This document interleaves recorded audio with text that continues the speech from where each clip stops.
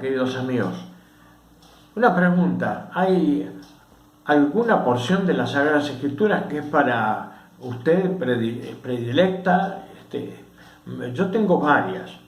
Hay cartas también apostólicas del Nuevo Testamento, por ejemplo, las dos cartas a los creyentes que estaban en Tesalónica, primera y segunda Tesalonicenses, me parecen de un valor doctrinal, de un valor para la vida, para realmente poder nosotros sentirnos como pertenecientes a una iglesia cuando vamos viviendo de todas estas enseñanzas y van cambiando nuestra vida, se va enriqueciendo.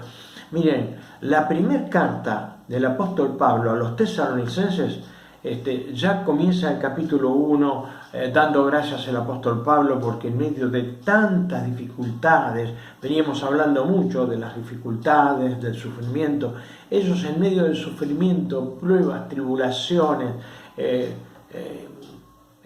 creyeron en el Señor Jesucristo, comenzaron a vivir una nueva vida con Él, y solamente dos versículos vamos a analizar en estos breves minutos.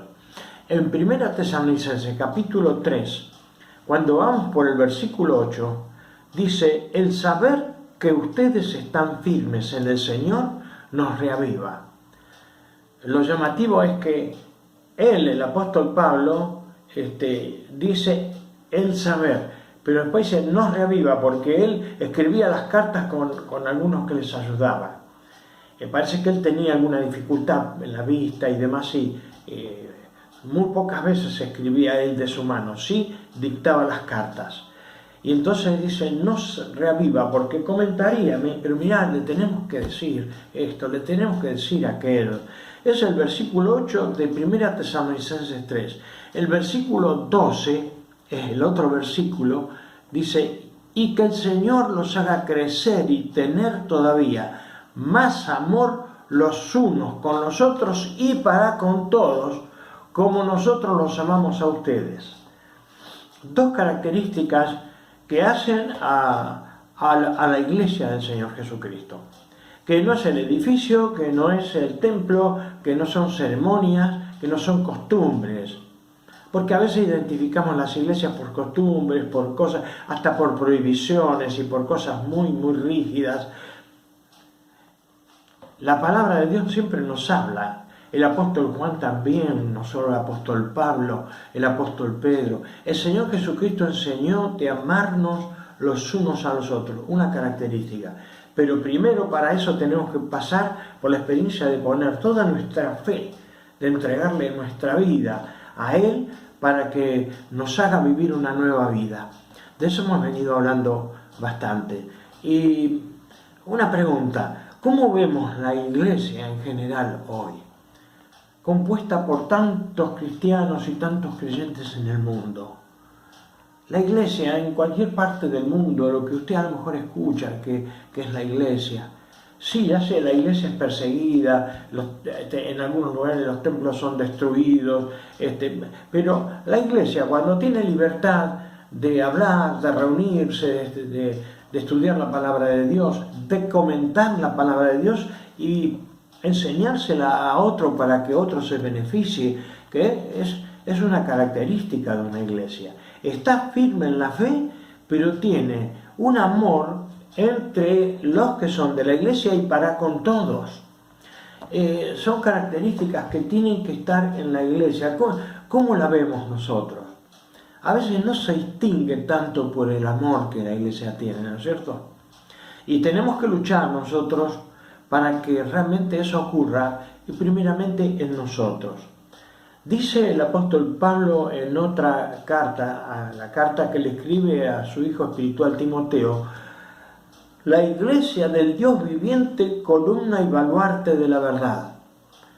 En esta versión que yo tengo en mis manos, la famosa versión tan fidedigna a los manuscritos originales, pero que se le llama Dios habla hoy, dice: la iglesia de Jesucristo, familia de Dios, que sostiene y defiende la verdad. Así que esto es lo que hace: sostiene, defiende la verdad, está firme en esta fe. En la fe, en lo que es la realidad, la verdad, que el mundo no es lo que nosotros vemos, lo que escuchamos, lo que vivimos, por más que vivamos muchísimos años con experiencias de todo tipo. Todo el mundo pasa, mas la palabra de Dios permanece para siempre, dice la misma Biblia. La vida de la iglesia, la vida que tiene el cristiano, es una vida que nunca termina. Cuando comienza una vida con Cristo, pasamos a ser como Él, adquirimos la naturaleza divina, somos hijos de Dios. Ya lo he dicho, sí, si usted lo recuerda, porque yo ya lo he dicho varias veces, es necesario decirlo. Hay quien nunca oyó que para serle salvo, dice una alabanza, Cristo Jesús murió. Hay quien nunca oyó que hay una vida eterna que nos espera. Y mire, cuando estamos firmes en esta fe y cuando nosotros crecemos en el amor hacia los demás, porque el versículo 12 que leíamos dice: crecer y tener todavía más amor los unos para con los otros, es lo que distingue a la iglesia del Señor Jesucristo. Y se nota en nuestra manera de ser, se nota cómo caemos a otros, se nota cómo otros son impactados, se nota por la marcha de la iglesia, se nota por el deseo de que otros conozcan esta verdad. Por eso sostiene, es columna de la verdad. Y usted y yo somos la iglesia. Y la iglesia, decíamos, no es una institución, es un organismo, tiene vida, somos usted y yo. ¿Y cómo andamos? ¿Se acuerda que antiguamente se solía preguntar: ¿y por casa cómo andamos? Es bueno preguntarnos si estamos creciendo en el conocimiento de las cosas de Dios, de las cosas eternas, si nos interesan, y si nos duele lo que le pasa a los demás. Y ahí comienza el amor. Si no somos indiferentes hacia las necesidades, usted y yo, la iglesia, poseemos vida. Somos seres vivos, pero vivos espiritualmente también. Por eso en la nueva vida nos hace hijos de Dios. Mire, una imagen no crece, pues no tiene vida. Un cuadro tampoco, un retrato tampoco. Si plantamos un palo no crece, pues no tiene vida. Pero el que tiene fe en el Señor, puso su vida en las manos de Él, tiene vigor, tiene fuerzas, tiene ese poder que Dios da para, en medio de las dificultades, luchar y seguir y no bajar los brazos. Tiene esperanza, tiene amor, tiene humildad. No puede ir de la mano del amor a alguien que tiene soberbia. Tiene que tener humildad, que tiene su ego muy desarrollado. Tiene que tener humildad. Y bueno, hemos dicho hace poquitos días que teníamos que realmente orar para que Argentina se vuelva a Dios. Y para que Argentina se vuelva a Dios, nosotros tenemos que amar más a la gente y hacerle conocer lo que estamos conociendo. Tal vez usted hace poco que está compartiendo estos videos y hace poco que está descubriendo este mundo maravilloso y eterno de la palabra de Dios. Entonces, mire, el versículo 2 de esta carta nos hace recordar, dice: crecer y tener más amor los unos para los otros. Nos hace realmente saber lo que dice 1 Corintios 13, 4, tener amor es saber soportar.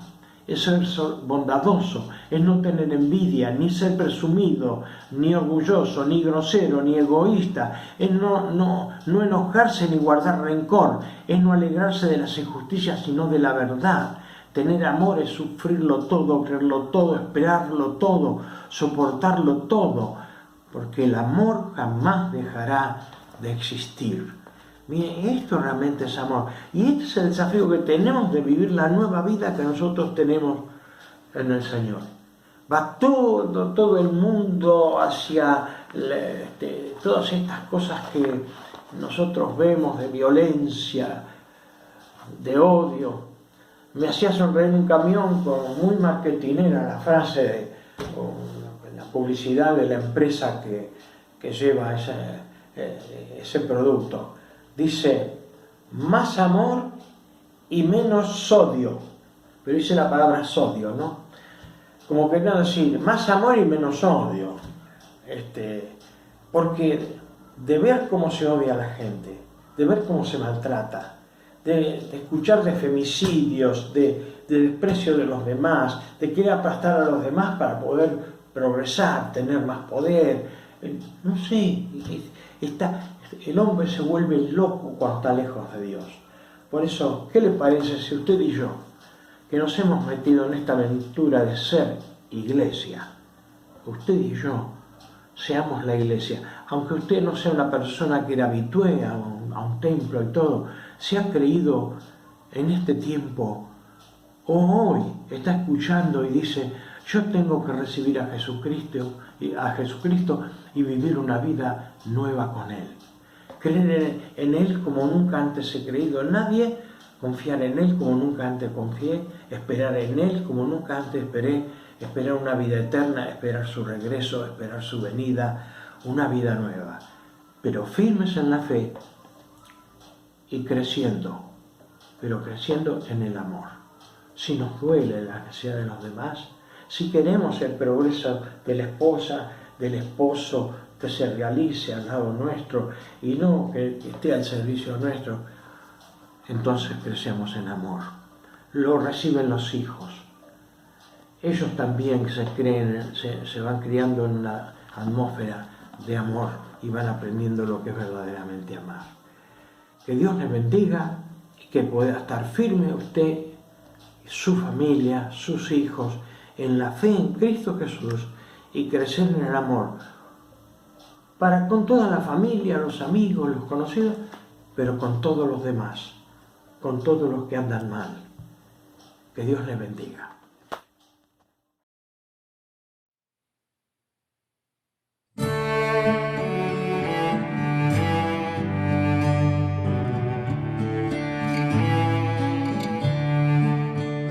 Grato es contar la historia de celestial favor, de Cristo y de su gloria, de Cristo y de su amor. Me agrada referirla, pues sé que es la verdad. Y nada satisface cual ella mi ansiedad. Cuán